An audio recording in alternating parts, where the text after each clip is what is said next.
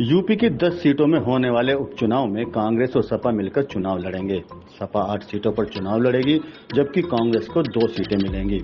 फिलहाल चुनाव आयोग ने 9 सीटों के लिए चुनावी कार्यक्रम तय किया है। मिल्कीपुर की सीट पर पिटीशन होने की वजह से यहां के लिए चुनाव की तारीखें तय नहीं हुई हैं। बाकी सीटों पर 13 नवंबर को चुनाव होना है। सपा के मुख्य प्रवक्ता राजेंद्र चौधरी ने बताया कि कांग्रेस को उपचुनाव में गाजियाबाद और खैर सीट दे दी गई है। खैर सीट अलीगढ़ जिले में आती है। इन 2 सीटों के अलावा बाकी सीटें सपा लड़ने जा रही है। कुंदर की सीट के अलावा पार्टी में बाकी सीटों पर प्रत्याशी भी घोषित कर दिए गए हैं।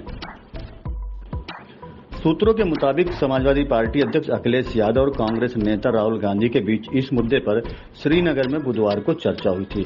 कांग्रेस पहले से ही यह 2 सीटें मांग रही थी।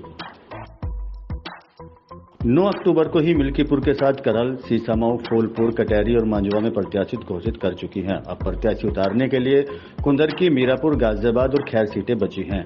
आज ही शाम को सपा ने मीरापुरी में प्रत्याशी घोषित कर दिया था।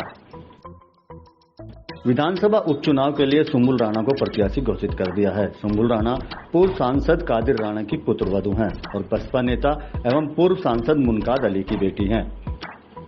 अयोध्या जिले की मुल्कीपुर सीट पर 2022 में हुआ विधानसभा चुनाव के परिणाम को लेकर हाई कोर्ट की लखनऊ बेंच में दाखिल याचिका फैसला टलने के लिए भाजपा ने सपा को जिम्मेदार ठहराया है।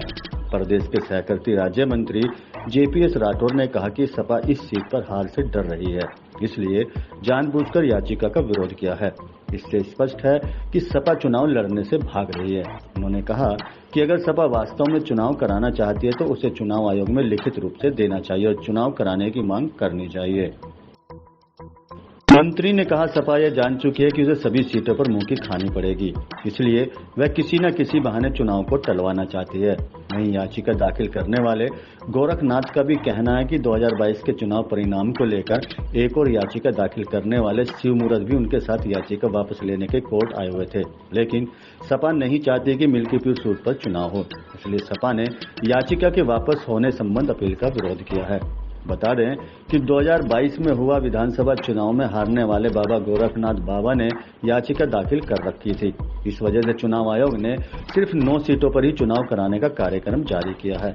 इस पर बाबा गोरखनाथ ने याचिका वापस लेने की याचिका दाखिल की। इस पर बृहस्पतिवार को फैसला होना था, लेकिन सपा सांसद अवधेश प्रसाद की अधिवक्ता की ओर से आपत्ति दाखिल किए जाने से फैसला 15 दिन के लिए टाल दिया गया। ब्यूरो रिपोर्ट, आप अभी तक।